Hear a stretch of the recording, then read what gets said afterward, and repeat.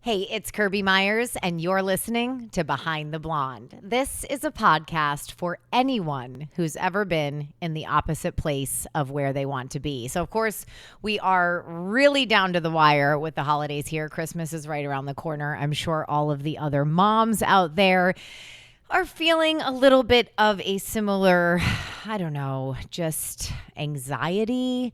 As much as I know I love the holidays, if I'm being completely honest. Now, this has changed for me too, because of course I share my kids. So that means we share Christmases. This Christmas, I do not have my children and they're traveling with their dad. And let me tell you, that fucking sucks. There's no other way around it but to just say that is a tough pill to swallow. And I think this month in general, like leading up to Christmas for me, it's felt different. I don't know, something in the air has felt a little bit heavier. There's been like a sickness going around. I don't know where everybody else is tuning in from, but me and the kids got really sick with this crazy stomach virus. I ended up in the ER with my daughter. She was vomiting like crazy, and then we got sick. And so it was like 5 days that I actually didn't leave the house. I recorded last episode with Jolie, and then I was in the house for like 5 days not feeling good. And sometimes when you get that sick, you start to feel depressed at the end of it. Like physically you don't feel good, but then my mental state starts to decline because your whole just routine and world gets completely rocked. And I get to the point where it starts to get a little bit scary for me. It actually triggers back to some of those like early addiction and sobriety days and all of that, because I have this feeling of like, I want to leave the house, but I don't want to leave the house. Almost like this stuck feeling because I've been there for so long. So I kind of started feeling that towards the end of when I was like not quite ready to go back to work yet. I needed just one more day, but I wasn't that sick. So it was enough to be like in my knowing of, wow, I literally am re-entering the world tomorrow after almost a week of being home. And what does that look like? And what are all the things that I need to do? And still like 4 days later, I am not really feeling 100%. So I've been struggling with what I wanted to talk about this week on the podcast. And I went to yoga this morning, and Jolie is my instructor, and she always puts out cards. And I picked a card, and the card was called the Pathless, and basically like losing your direction. And I thought, well, if that ain't the damn truth for me this week, I've just felt a little bit lost. So even though I say this is a podcast for anyone who's ever been in the opposite place of where they want to be, and I'm getting to those places and consistently working on myself, I still hit these patches where I'm just feeling like not in my good. I'm feeling, I chopped my hair off, which was great. They say the hair is like an energy release, and I'm loving that, but that was like a big change. And I'm kind of just wading through the water of the next couple of weeks of the holidays and not feeling super in the spirit this year because of the circumstances with not having the kids and then getting sick. So we didn't get the Christmas decorations up as early as I wanted to. So I've got that mom guilt about that. We finally got the tree up this past weekend, but we were supposed to get the tree up the week before and the decorations, and instead we were vomiting. And it's like, what can you do? You can't do anything but try to give yourself a little bit of grace and just say it's okay. But, you know, I think as moms, we put so much freaking pressure on ourselves all of the time to be everything for everybody. And it's really hard to let go of that. It's really hard to just give yourself that grace. And then on top of it, you know, not feeling 100%. I kind of feel a little like depleted. I don't have as much energy, so I'm a little less patient. And that feeds over into my relationship. So Britt and I got into a big fight yesterday, and we don't fight that much anymore. And it was over the kids and just kind of disagreeing about a consequence of them not doing something and a follow through. And we were just kind of at each other and not talking to each other the way that we have gotten to, you know, communicate more healthily now. Is healthily a word, by the way? And so everything's just been kind of feeling like a little bit more in the icky zone lately. And so these are the moments where if it's tied back to addiction or sobriety and feeling like you want that escape, I think the moments where I don't ever feel like that is threatened for me, that I want to have a drink. It's funny. Somebody was talking to me the other day about a girlfriend they knew that quit smoking, and they're like, man, I want a cigarette. I don't know if I've said this on the podcast before, but I miss smoking way more cigarettes than I miss alcohol. Alcohol, like I don't really miss it at all. The romanticism once in a while of, oh, wouldn't a glass of wine be nice with dinner or something? But I just know how bad the aftermath of the feeling is. Just the thought of having a hangover, or, and this isn't coming with judgment, but seeing other people when I know that they've been out the night before and you can just tell that they're hungover, like that's enough to keep me from wanting to ever go there again. But there is sometimes not a jealousy, but just this, now that I've given up marijuana as well and not having really anything except for the Diet Coke will always be an addiction of mine. Okay. Product placement.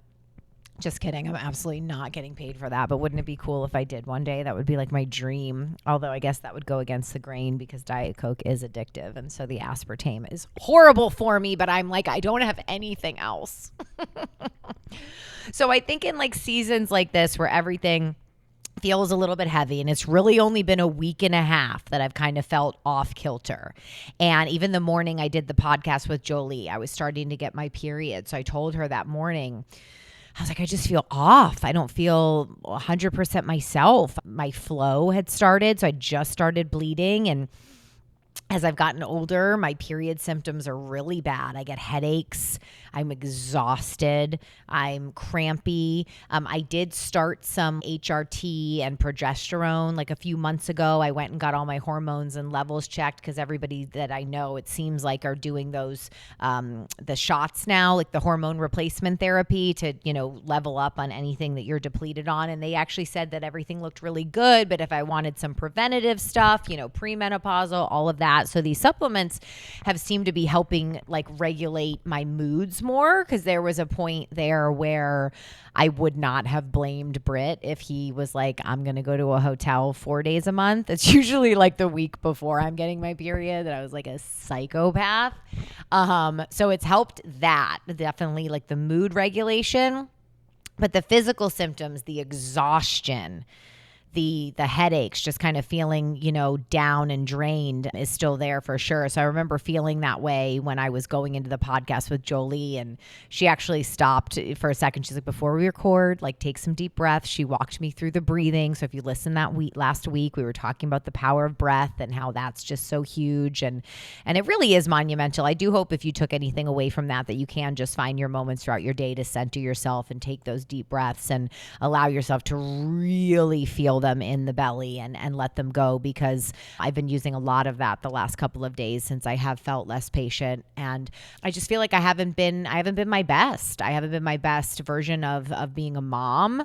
I feel like I've been letting just my kids down, because I'm so tired that when I get home from work, I'm more apt to just kind of say, hey, you got to let me chill, go up and maybe lay down for a second or whatever it may be.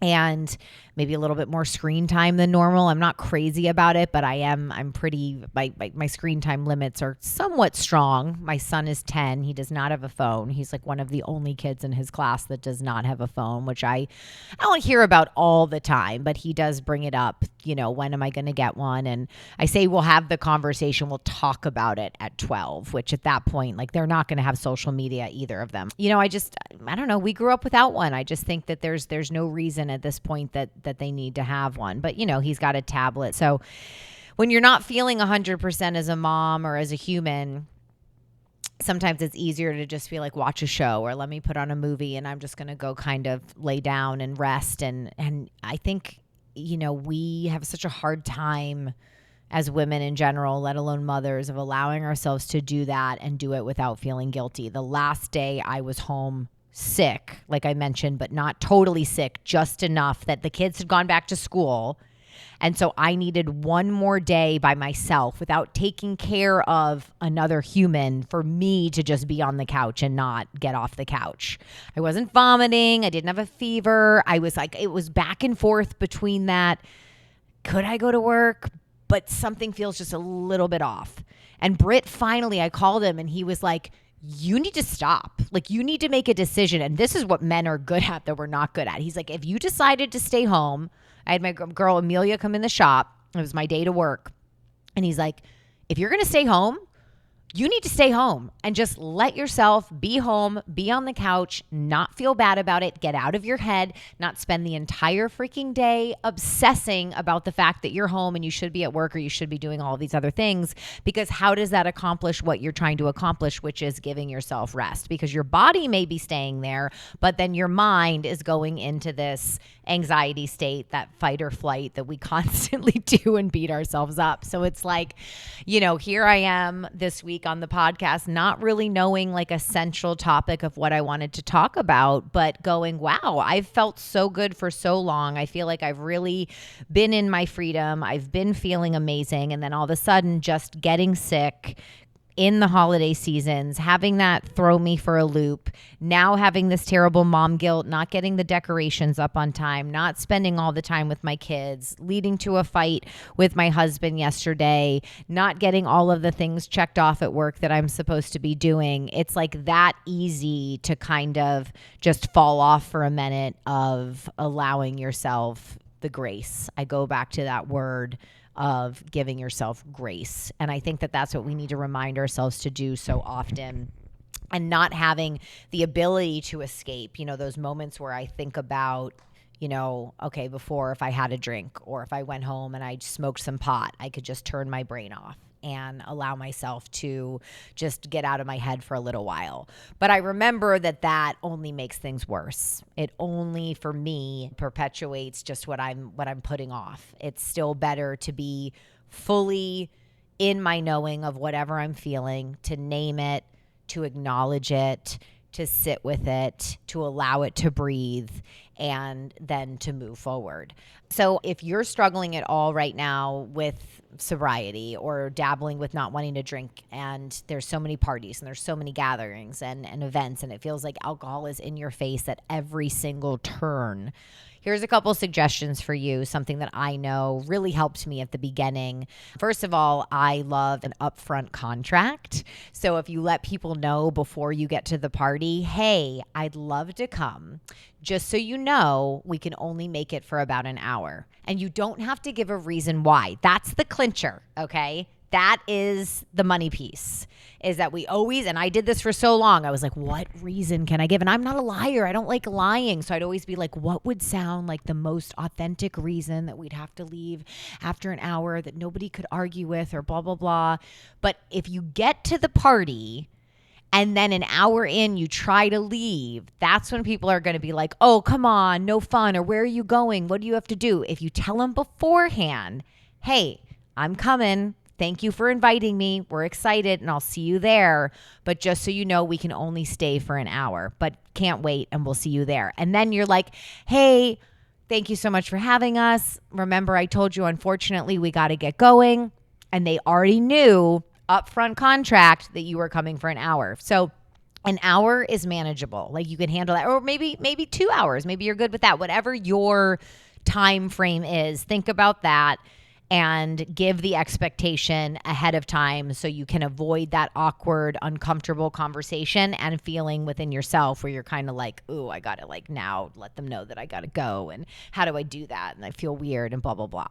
The other thing is, if you don't want somebody asking you about having a drink, just automatically go to the bar. I loved at the beginning, give me your biggest, fanciest, oversized wine glass, fill it with ice, soda water, and a bunch of oranges, okay? Not lemon, not lime, but oranges, and squeeze them in there. And you can even put a straw in there. People think you're drinking like a sangria or something. And then when someone's like, oh, do you want a drink? I'm good. You just hold it up. You've already got one in your hand, and it feels pretty. I threw away all of my glassware when I first quit drinking, and that was one of my things. Like I used to collect, I remember at like the Crate and Barrel outlets, Pottery Barn, like I was a glassware whore. I loved all the pretty martini glasses and even the cool shot glasses and the wine glasses and the champagne flutes, and I just would have them always on display, even when I was younger. Well, when I stopped drinking, I didn't want to look at them, so I got rid of all of them. Why, Kirby? Why? It was such a bonehead move. So I've started slowly buying myself some pretty wine glasses again, because once in a while it's nice just to have a sparkling water in a wine glass. Or, this past Thanksgiving, I did have a non-alcoholic champagne, just one glass. It's a lot of times it's still too much sugar for me if I'm going to do the calories. To be honest, I'd rather have it in like an extra side of green bean casserole or like 3 helpings of pumpkin pie. I don't need it in the non-alcoholic champagne that's not going to get me buzzed. But if I do want it in a nice glass champagne flute. So I say that there's no reason just because you're not drinking that you don't get to have the pretty glass. So if you order the soda water and they go to put it in the pint glass, like let them know, do you have a wine glass? Can you put it in there for me? So that's something else around the holiday season, or any season, if you're going somewhere that you just don't want that pressure of, do you have a drink? But I think the biggest one is that expectation of what time you do have to go home. And remember, you don't have to go either. If there's something, we have so many things that we feel like we are obligated, and sure, maybe it's, your spouse's company holiday party, or your best friend throws a party, and you feel like you need to go to those. But again, just give yourself time management. And for the ones that are on maybe the peripheral of, you're like, I don't really know if I want to go to this, but I feel like I have to for some reason or another, just listen to your body. Always. I always say that. And if for some reason it doesn't feel like a fuck yes, it's a hell no, remember? And not a hell no in a way of like, we don't like you or screw you or whatever, but just it's a hell no if something's telling me that I need to honor myself and that's not what I want to be doing this evening, or I can't go to 3 parties this week, 4 parties this week. Even when I remember I was drinking, sometimes you've got 3, 4, 5 Christmas holiday parties, in one week. That can get especially exhausting. So be okay prioritizing what makes sense for you. And just remember, give yourself grace always, whether it's being a mom, being a partner, being in the holiday season. We all have times where we're feeling overwhelmed and life feels a little bit unmanageable. And I know that I am feeling that right now, but I will get through it. I'm in the opposite place of where I want to be at this moment as I put this podcast out into the world.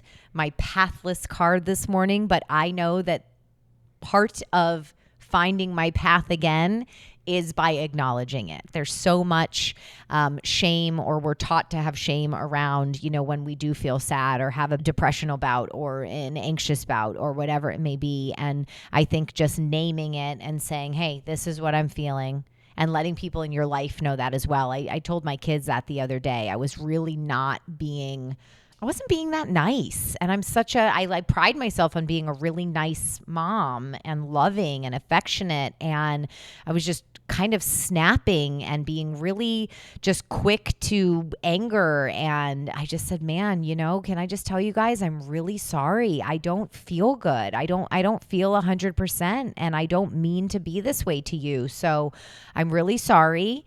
And I think it's better if I kind of keep my distance a little bit. I love you. You haven't done anything wrong, but I can't control myself right now. And I think when we name it, not only to ourselves, but we name it to the other people in our lives, especially our kids, because then we give them permission to also be human, right? Because I know I tell my kids all the time, my son Hudson, I see it in him sometimes. He'll have like a sadness, and I had this for a lot of my life, and where you just didn't know where it came from, and it's frustrating because you don't know when you have a moment where you're like, well, I feel this way, but I don't know why. And we're supposed to know why. But sometimes we just don't know why. Sometimes we just don't feel good. We're just not in a good mood.